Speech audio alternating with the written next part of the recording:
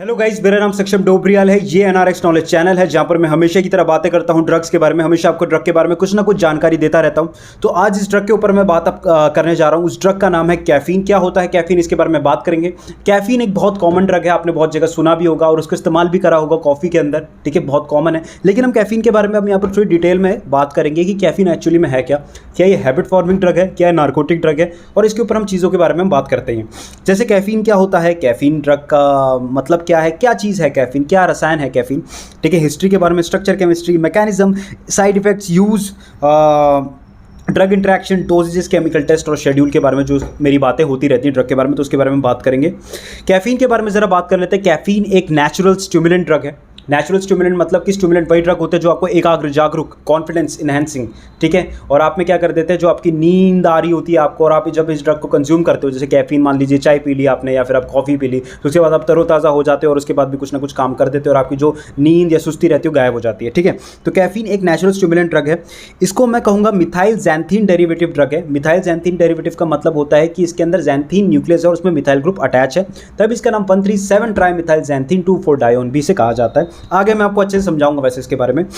Caffeine सिर्फ coffee से नहीं निकलता है। देखिए, जो है हम बोलते हैं ना कि कॉफ़ी के अंदर ही सिर्फ कैफीन है, ऐसा ज़रूरी नहीं होता है, और भी प्लांट से निकलता है। किसी की लीफ से निकलता है, किसी की सीड से निकलता है, किसी के बीज से, तो किसी के पत्तों से निकलता है, और अलग अलग चीज़ों से भी प्लांट में निकलता है। अलग अलग कॉफ़ी की प्रजातियों में भी पाया जाता है और अलग अलग पौधों की भी प्रजातियों में पाया जाता है। जैसे कॉफ़ी अरेबिका, कॉफ़ी रस्टिका आपने सुने होंगे, इन प्लांट से तो निकलता ही है। कॉफ़ी रस्टिका जो है वो इंडिया में काफ़ी ज़्यादा इस्तेमाल होती है। कर्नाटका है वो गोल्ड माइन है हमारी कॉफ़ी के बारे में। ठीक है, और ब्राज़ील को तो आपको पता है कि कॉफ़ी हाउस कुछ कहते हैं, ऐसे कुछ कहते हैं ना उसको, मैंने ये जीके की किताब में पढ़ा था। तो कॉफ़ी की प्रोडक्शन काफ़ी अच्छी होती है ब्राज़ील में। लेकिन अलग अलग चीज़ों से, सिर्फ कॉफ़ी के पौधों से नहीं निकलता, ये और भी जगह की चीज़ों से, मतलब और भी प्लांट के पौधों से निकलता है। और भी जो प्लांट या पौधे जो एक ही चीज़ होती है उसमें निकलता है। किसी के बीज से निकलता है, किसी के पत्तों से निकलता है, जैसे मैंने आपको बात बताई। ठीक है, मिथाइल ज़ैंथीन डेरिवेटिव है। इसका इस्तेमाल एज ए स्टिमुलेंट भी है और इसके बहुत इफेक्टिव और भी यूजेस हैं। जैसे ब्रोंकोडायलेटर काम करता है, आगे आपको बताऊंगा। ठीक है, यूरोगेरोइक काम करता है। यूरोगेरोइक कहते हैं जिसको, मतलब क्या होता है कि अगर आपको नींद आ रही होती है तो अगर आप इस ड्रग को कंज्यूम करते हो तो बहुत ज़्यादा आपकी जो सुस्ती होती है गायब हो जाती है और आप एकदम से अलर्ट हो जाते हो, एनर्जेटिक फील करना स्टार्ट कर देते हो। ठीक है, और भी डाययूरेटिक भी काम करता है कि यूरिन आउटपुट बहुत ज़्यादा बढ़ा देता है। बहुत सारे इसके इस्तेमाल है, मैं आपको आगे जाके बताऊँगा। ठीक है, ऐसे ऐसे करके आगे बात कर लेते हैं।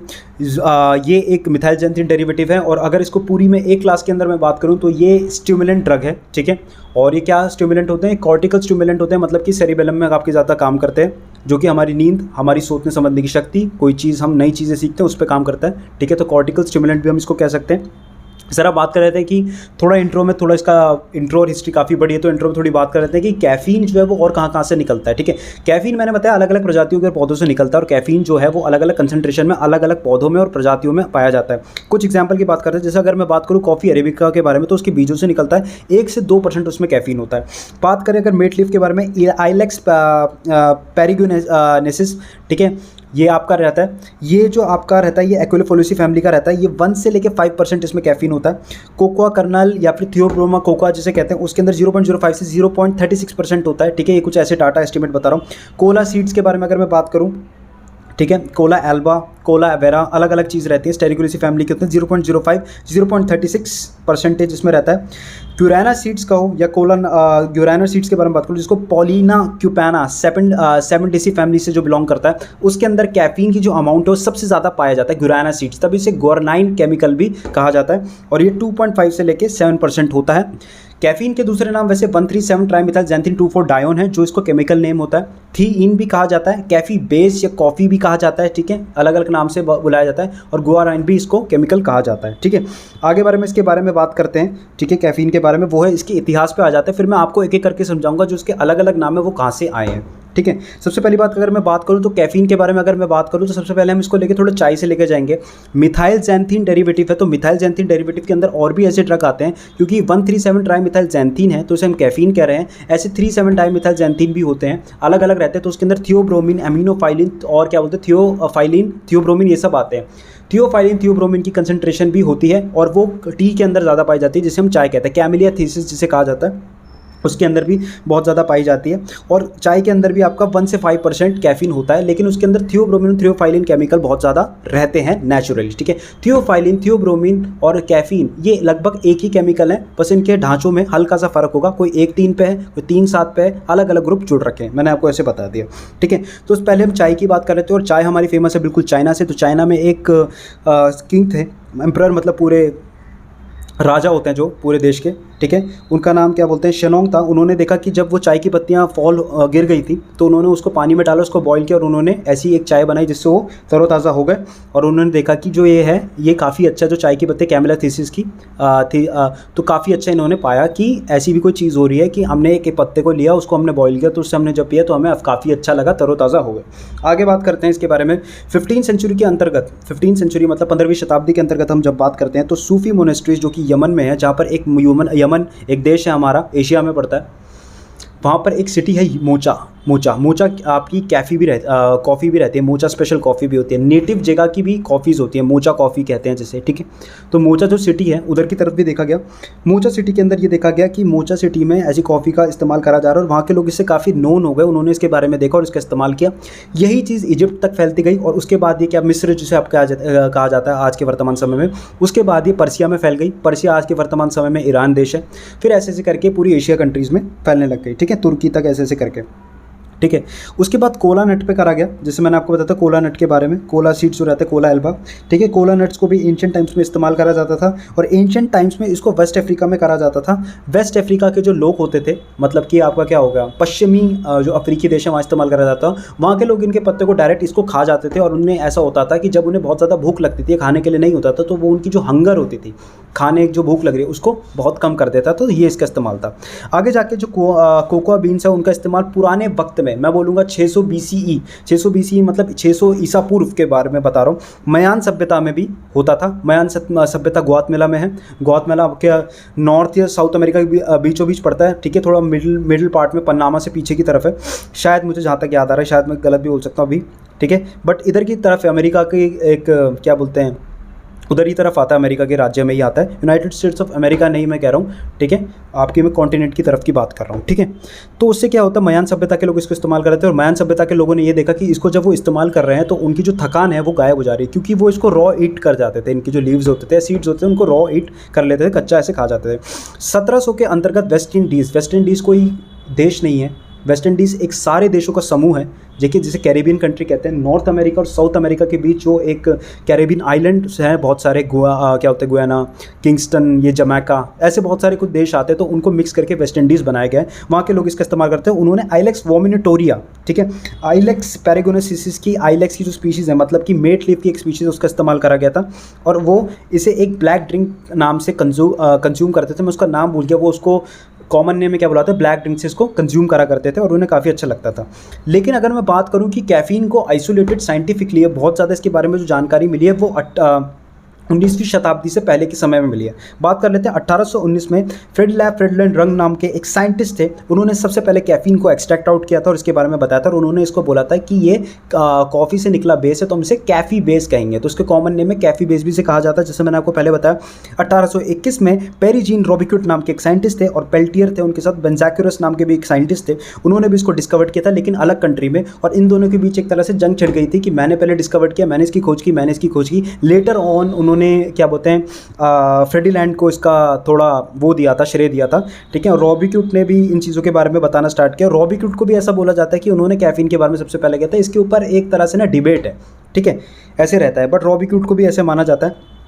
1827 के वक्त क्या हुआ था कि एम ऑडी नाम के एक बंदे थे, इंसान थे, बंदा बोल दिया, इंसान थे, तो उन्होंने क्या करा था, थीइन वर्ड जो था, थीइन वो वर्ड शब्द दिया था, किसको, कैफीन को दिया था, जब उन्होंने इसको एक्सट्रैक्ट आउट किया था। और मल्डर और रॉबिक्यूट ने इसके ऊपर एक रिसर्च पेपर को पब्लिश किया था, ठीक है, ऐसी चीज़ें रही थी। हरमैन एमिल फिशर नाम के एक वैज्ञानिक थे, साइंटिस्ट थे, वो उन्होंने 1902 में क्या बोलते हैं, नोबेल प्राइज़ जीता था। उन्होंने कैफ़ीन का जो स्ट्रक्चर और केमिस्ट्री है, मतलब कैसा दिखने में है, क्या इसका रासायनिक ढांचा है, कैसे काम करता है, उस चीज़ के ऊपर उन्होंने डिटेल वर्जन में चीज़ बताई थी। इससे उनको नोबेल पुरस्कार से सम्मानित किया गया था, कब, 1902 में, ठीक है, ये सब इसके बारे में कुछ बातें थी। कुछ और एडिशनल बातें कि 1912 में कैफ़ीन का जब पता चला ऐसी चीज़ें, तो कोका कोला, चॉकलेट्स, इन सब में भी इसको इस्तेमाल करना स्टार्ट कर दिया गया। ठीक है, और इसका इस्तेमाल करके उन्होंने कहा था कि हैबिट फॉर्मिंग है, तो उसके पीछे लेबल में जो भी चॉकलेट्स रहती हैं या फिर कॉफ़ी रहती है या फिर कोई आपका कोका कोला रहती है, उनके पीछे लिखा रहता है इट्स हैबिट फॉर्मिंग। ठीक है, तो इट्स पूरी तरीके से बैन नहीं करा गया है। ठीक है, लेकिन इसमें बताया गया कि आपको इसकी आदत बहुत ज़्यादा पड़ सकती है अगर आप इसका कंजप्शन बहुत ज़्यादा करते हैं तो। ठीक है, स्ट्रक्चर और केमिस्ट्री के बारे में बात करते हैं। अगर मैं बोलूँ कि कोई इंसान प्योर कैफ़ीन निकालता है, ठीक है, प्योर कैफ़ीन, जो प्योर कैफ़ीन होती है बहुत ही कड़वी होती है टेस्ट में, वाइट कलर के पाउडर होते हैं, प्योर कैफ़ीन के बता रहा हूँ मैं, वाइट कलर के पाउडर होते हैं, इसकी कोई स्मेल नहीं होती, लेकिन जो टेस्ट होता है वो बहुत कड़वा होता है। ठीक है, उसके बाद क्या, ये ज़ैंथीन डेरिवेटिव है। ज़ैंथीन डेरिवेटिव का मतलब है इनकी रासायनिक ढांचा ज़ैंथीन का है, तो इसके अंदर पिरामिडीन डाइऑन प्रेजेंट होगा। ठीक है, और क्या बोलते हैं, इमेडाजोल रिंग प्रेजेंट होगी। इसके अंदर एक तरह से ग्वानाइन बेस भी है। ठीक है, ग्वानाइन बेस जो हमारे डीएनए में होता है, तो उसके रासायनिक ढांचे से भी ये बहुत ज़्यादा सिमिलर खाता है, बिल्कुल एक जैसा ही रासायनिक ढांचा रहता है। प्योरीन एल्कोलॉइड्स भी कहा जाता है, और प्योरीन रिंग आपके डीएनए और बहुत सारे ऑर्गेनिजम्स के अंदर भी प्रेजेंट होती है। ठीक है, ऐसे वाली बात मैंने आपको बता दी। आगे ज़रा बात कर लेते हैं इसके बारे में। इसको 137 ट्राई मिथाइल ज़ैंथीन कहते हैं, क्योंकि ज़ैंथीन है, 1-3-7 पोजीशन पे मिथाइल ग्रुप लगाए। पिरामिडीन डायोन रिंग के साथ इमेडाजोल है, तो डायोन 2 और 4 पोजीशन पे, तो उसे 137 ट्राई मिथाइल ज़ैंथीन 2,4 डायोन भी कहा जाता है, रासायनिक आयुपैक नेम के तौर पे। ठीक है, मैं अगर आप इसके डोजेज के बारे में बताऊँ कैसे लेते हैं, देखो बहुत सारे तरीके हैं। कैफीन को ओरली भी लिया जाता है, इंसफ्लेट करके भी लिया जाता है। ठीक है, टैबलेट्स भी आती हैं इसकी अलग अलग है। ओरली का अगर मैं आपको डोज का बताऊँ रेशो, तो 20 से 150 mg लाइट डोज रहता है। 150 से 500 mg अगर ऊपर जाता है तो बहुत ही स्ट्रॉन्ग डोज कंसिडर किया जाता है, बहुत ज़्यादा स्ट्रॉन्ग डोज इसको माना जाता है। आगे थोड़ा हम इसके बारे में बात कर लेते हैं कि इंसफ्लेशन की फॉर्म में कैसे लिया जाता है। ठीक है, वो लिया जाता है 10 to 25 mg it's a light dose, 40 mg to 80 mg is a strong dose. उससे ऊपर जाएगा तो दिक्कत होना स्टार्ट हो जाएगी इंसफ्लेशन फॉर्म में। मैकेनिज्म ऑफ एक्शन की बात करते हैं कैफीन के बारे में कि कैफीन शरीर के अंदर ऐसा कैसे काम कर लेती है। मैंने आपको बताया कैफीन एक स्टिमुलेंट ड्रग है, तो बॉडी के अंदर ही कुछ ना कुछ ऐसी छेड़छाड़ करती होगी जो आपकी बॉडी में स्टिमुलेशन इफेक्ट देता होगा, आपको एकाग्र जागरूक करता होगा। कैसे करता है बताता हूँ। कैफीन बॉडी के अंदर जाता है, कैफीन जैसी बॉडी के अंदर जाएगा आपकी बॉडी में, ये आपका एंटागोनिस्ट, खलनायक, मतलब कि ब्लॉक करने वाला, जिसमें मैं आपको होता है एंटागोनिस्ट, नॉट एगोनिस्ट। स्टिमुलेट नहीं कर रहा है, ब्लॉक कर रहा है। किसको? एडिनोसाइन रिसेप्टर को। एडिनोसाइन का एक बहुत बड़ा रोल रहता है हमारी बॉडी की स्लीप साइकिल में, जैसे मेलाटोनिन रहता है, और आपको क्या करता है, आपको बिल्कुल ही इनिबिटरी, आपके जो सिस्टम रहता है, जो आपके नर्व्स रहते हैं, उसमें सिग्नलिंग स्लो कर देता है, जिससे हमें नींद आती है। तो एडिनोसाइन रिसेप्टर को जाके ये ब्लॉक कर लेता है। जैसे ही ये ब्लॉक करता है तो इससे क्या होता है कि नर्व की एक्टिवेशन ब्लॉक हो जाती है, सिग्नलिंग स्लो हो जाती है, और इस कारण क्या होता है, इंसान एक तरह से वेकफुलनेस में आ जाता है। उसे बिल्कुल जो नींद उसकी आ रही थी वो बिल्कुल ही जागरूक हो जाता है, एक्टिवेट हो जाता है। कैफीन जब जाता है बॉडी के अंदर तो क्या करता है कि ब्लड वेसल्स को भी कंस्ट्रिक्ट करता है। ऐसा ही बोला जाता है कि ब्लड वेसल्स को कंस्ट्रिक्ट कर लेता है, और जो एडिनोसाइन होता है वो उसको खोल नहीं पाता है। तो किसी को अगर बहुत ज़्यादा माइग्रेन या हेडेक की प्रॉब्लम होती है तो इस मैकेनिज्म से भी बोला जाता है कि वो उसको ठीक कर रहा है। ठीक है, तो आपकी बॉडी में जाके ऐसे काम कर रहा है, एडिनोसाइन रिसेप्टर को ब्लॉक कर दे रहा है, जिस कारण आपको बहुत ज़्यादा वेकफुलनेस स्टिमुलेंट इफेक्ट दिख रहा है। और एडिनोसाइन क्या है, आपका बिल्कुल इनिबिटरी है, इफेक्ट देता है, और वो बॉडी के अंदर आपको सेडेटिव इफेक्ट देता है, आपकी बॉडी को स्लो डाउन करता है। एंटी कन्वर्जेंट एक्टिविटी भी होती है, मतलब कि मिर्गी की जो दवाइयाँ आती हैं वो भी इन पे काम करती है। ऐसा एक स्ट्रक्चर ऐसा बोला गया, इसको टारगेट करके हम ऐसे कर सकते हैं। मे भी होता होगा ऐसी चीज़ के बारे में, पर मेरी जहाँ तक ये बात थी कि एडिनोसाइन रिसेप्टर को ब्लॉक करता है, जिसमें से A1 रिसेप्टर और A2A रिसेप्टर, A5 तक होते हैं ज़्यादातर, जहाँ तक मैंने पढ़े हैं, शायद इससे भी आगे हूँ, बट A1 रिसेप्टर होते हैं, जो कि A1 रिसेप्टर आपका रिवॉर्ड सिस्टम के लिए होता है। जैसे कोई इंसान बहुत ज़्यादा कैफीन का कंजप्शन कर रहा है तो उसकी बॉडी में डोपामिन रिसेप्टर हो जाता है कि उसको बार बार लेने से एक रिवॉर्ड सिस्टम हो रहा है, इनाम मिल रहा है, ताकि उसकी अगर बॉडी अगर लेती है, नहीं लेता तो उसे रहता है कि मुझे फिर पीनी है, साइकिक डिपेंडेंस कर रहा है। ठीक है, A2A रिसेप्टर में क्या होता है कि डोपामिन बहुत ज़्यादा बॉडी के अंदर कंसंट्रेशन में बढ़ाना स्टार्ट करता है। तो A1 रिसेप्टर और A2A रिसेप्टर पे इसका थोड़ा काम है। ठीक है, मे भी हो सकता है कि ओवर एक्टिवेशन मैकेनिज्म से भी काम करता हो, जिस कारण क्या हो सकता है, ओवर एक्टिवेट करने से रिसेप्टर अपने आप ही स्लो डाउन हो जाते होंगे और आपकी जो नर्व एक्टिविटी है वो डाउन हो जाती है। मे भी ऐसा हो सकता है। ठीक है, ऐसी ऐसी चीज़ें आगे बात कर लेते हैं। ठीक है, बॉडी के अंदर थोड़ा बात कर लेते हैं और क्या क्या चीज़ें रहेंगी। देखिए, बॉडी के अंदर कैफीन जो होती है 30 से 40 मिनट के अंदर बॉडी के अंदर एब्जॉर्ब होती है, ब्लड वेसल तक पहुंचेंगी, 2 से 10 घंटा तक बॉडी के अंदर ही रहती है, और डिपेंड करता है कितने डोज से भी आपने लिया है तो बॉडी में और देर तक भी शरीर के अंदर रह सकती है। कैफीन जो होता है मेटाबोलाइज होता है 3 फॉर्म में, पैराजेंथीन, थियोब्रोमिन, थियोफाइलिन के अंदर, और भी इसकी कुछ मेटाबोलाइज होते हैं जो आगे जाके टूटते हैं। वो हैं आपके 1,3 trimethyl uric acid, 7 methyl xanthine, इसका बहुत ज़्यादा इस्तेमाल भी होता है। ठीक है, ऐसे करके रहता है, जिसको हीट्रोजैंथीन भी कहा जाता है, और ये बहुत अच्छा टारगेट है बहुत सारी बीमारियों को ठीक करने के लिए, ठीक है, ब्रोंकोडायलेशन, ये सब एक्टिविटी के लिए, ठीक है। अब कोई इंसान जब कैफीन लेगा तो उसे क्या होगा, सबसे पहले जब कैफीन लेगा तो बॉडी के अंदर क्या होगा, उसकी बॉडी में एड्रेनलिन बढ़ जाएगा, स्टिमुलेंट इफेक्ट आना स्टार्ट हो जाएगा एडेनोसाइन रिसेप्टर को ब्लॉक करके, तो बॉडी में वेकफुलनेस होगी, तभी इसे यूरोगेरोइक भी कहा जाता है। मैं शायद प्रोनाउंसिएट गलत कर रहा हूँ, UEURGEROIC यूरोगेरोइक कहता है, मतलब एक्सट्रीम वेकफुलनेस आ जाएगी, जाग जाएगा एक तरह से, उसे जो नींद थकान थी वो गायब हो जाएगी। प्यूपिल्स डायलेट होना स्टार्ट होंगे, आंखों की पुतलियाँ बड़ी हो जाएंगी, हार्ट रेट बहुत ज़्यादा बढ़ने लग जाएगा। ज़्यादा कंसंट्रेशन में हार्ट रेट में दिक्कत भी आ सकती है, बहुत ज़्यादा बढ़ने में बहुत ज़्यादा रेट भी बढ़ सकता है, टैचिकार्डिया भी कहते हैं उसे। स्मूथ मसल पे भी इफेक्ट करेगा, एकदम से बहुत ही ज़्यादा क्या ऐसे वो नहीं होती जैसे मसल पंप अप हो जाती है, ऐसे टाइप का इफेक्ट रहेगा, ठीक है। किडनी यूरिन पे इसका बहुत ज़्यादा क्या रहेगा, किडनी पे जैसे जाएगा तो रीनल ब्लड फ्लो बढ़ने से क्या हो सकता है, ऐसा होगा कि यूरिन आउटपुट बहुत ज़्यादा बढ़ जाएगा, तो डाययूरेटिक भी काम करता है, मतलब कि कैफीन का इस्तेमाल करने से यूरिन कंसंट्रेशन भी बढ़ना स्टार्ट हो जाती है, ठीक है। गैस्ट्रिक अब बॉडी के अंदर जाएगा तो स्टमक पे क्या करेगा, एसिड को इंक्रीज़ कर देगा बहुत ज़्यादा, ठीक है, और ब्रोंकियल रिलैक्सेशन भी करेगा, मतलब कि जैसे किसी को अस्थमैटिक प्रॉब्लम है, सांस लेने में दिक्कत है, ब्रोंकियल रिलैक्सेशन भी करता है ब्रोंकोडायलेटर काम करता है, बट ब्रोंकोडायलेटर बहुत ही स्लो एक्शन है, बहुत ही लो पोटेंसी पे है, इसका इतना अच्छा नहीं है, सैल्ब्यूटामोल है इसकी जगह, ठीक है, एंड थियोफाइलिन से ज़्यादा अच्छा काम करता है, ठीक है। मैं आपको बता दूं जो चाय के अंदर होता है, थियोब्रोमिन आपको कॉफ़ी के अंदर होता है, ठीक है। अब एक और चीज़ है, कोई लोग इसका बहुत ज़्यादा इस्तेमाल करते हैं कि बहुत ज़्यादा इस्तेमाल करने पे साइकोलॉजिकल डिपेंडेंस पैदा करता है, साइकोलॉजिकल ज़्यादा डिपेंडेंस पैदा करता है। ऐसा लगेगा कि अगर आपने कुछ टाइम बाद इसको इस्तेमाल करो, बीच में छोड़ देंगे तो लगेगा कि यार आज कुछ पिया नहीं, सर में दर्द हो रहा है, सर में दर्द हो रहा है। इसे सर में दर्द होने का क्या है कि आपको साइकोलॉजिकल डिपेंडेंस इसकी हो रही है, इतनी वैसे बहुत ये नहीं है कि बहुत ही ज़्यादा एडिक्टिव, बट साइकोलॉजिकल डिपेंडेंस हो रही है, तो कहीं ना कहीं ये एंसियोजेनिक भी काम करता है। एंसियोजेनिक मतलब होता है ANXIOGNIC, एंसियोजेनिक का मतलब क्या होता है कि आपकी बॉडी में ये एंजाइटी भी बहुत ज़्यादा बढ़ा सकता है, ठीक है, ये एंटी एंजाइटी का उल्टा होता है, एंसियोजेनिक इसे कहा जाता है, ठीक है, वो भी बढ़ा सकता है। अल्सर पैदा कर सकता है, ज़्यादा एसिड बढ़ा देगा बॉडी के अंदर तो आपके पेट में छाले से स्टमक अल्सर्स होने के भी चांसेस है, तो ध्यान रखें। डिहाइड्रेशन भी करा देता है, बहुत ज़्यादा आपकी बॉडी से अगर डाययूरेसिस हो गया, यूरिन आउटपुट निकल गया, इलेक्ट्रोलाइट चले गए, तो बॉडी में डिहाइड्रेशन, पानी की कमी भी हो सकती है, एलर्जिक रिएक्शन भी हो सकता है, ठीक है, और हल्का फुल्का मॉडरेट लेवल में फिजिकल डिपेंडेंस भी होता है, पर मैं उतना नहीं मानता हूँ इसके बारे में, ठीक है। ऐसी ऐसी चीज़ें रहती हैं, तो ध्यान रहे, जिनको अल्सर है, जिनको क्या बोलते हैं पेट में अल्सर है, गैस्ट्रिक एसिड बढ़ जाता है, ठीक है, या फिर कोई ऐसी मेडिकेशन ले रहे हैं जो कि बेंजोडाइज़पीन के साथ है, या कुछ और हार्ट की मेडिसिन ले रहे हैं, या अल्कोहल कंजप्शन, तो उनसे थोड़ा इनको ध्यान में रख के इस ड्रग को लें, ज़्यादा इफेक्ट में ज़्यादा ना लें, क्योंकि ये बहुत ज़्यादा साइकोलॉजिकल डिपेंडेंस पैदा करता है। अगर कोई इंसान इस ड्रग को एकदम से छोड़ देता है, ठीक है, ये तो कुछ ऐसी बातें थी कि बहुत ज़्यादा लेने पे था, छोड़ देता है, तो मैंने फिर वही बात है कि एंसियोजेनिक है, हेडेक करना कॉज कर लेगा, ठीक है, ड्राउजीनेस होना स्टार्ट हो जाएगी इंसान को, ठीक है, इसको बिना लिए उसको नींद नहीं आएगी, ठीक है, कभी सुस्ती आ रही होगी, फटीक रहेगा, थकान रहेगी, ठीक है, ऐसी ऐसी चीज़ें हो सकती हैं। ज़्यादा किसी ने बहुत ज़्यादा इसको बहुत ज़्यादा ले लिया तो दिक्कत आ सकती है कि इंसान क्या होगा, उसे क्या होगा, वो अपनी सेंसेस में नहीं रहेगा, डिजीनेस रहेगी, पेट खराब हो जाएगा, बहुत ज़्यादा प्यास लगनी स्टार्ट हो जाएगी, सर में दर्द रहेगा, फीवर आना स्टार्ट हो जाएगा, ब्रीथिंग में प्रॉब्लम आना स्टार्ट हो जाएगी, उल्टी आ जाएगी, चेस्ट में दर्द होना स्टार्ट हो जाएगा, छाती में। उसके बाद ऐसा भी सीन हो सकता है कि बहुत ज़्यादा लेने पे उसे मिर्गी का दौरा भी पड़ सकता है, हल्यूसिनेशन भी होना, भ्रम होना भी स्टार्ट हो जाएगा, ठीक है। ऐसी ऐसी चीज़ें भी देखी जाती हैं।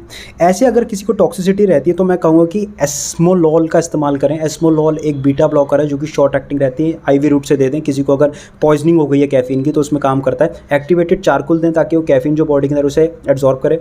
उसके बाद क्या है, उसके हार्ट और थोड़ा किडनी के जो ऑर्गन मॉनिटरी फंक्शन है उसको देखें और डॉक्टर के पास उसको ले जाएं, बाकी वो करेगा, ठीक है।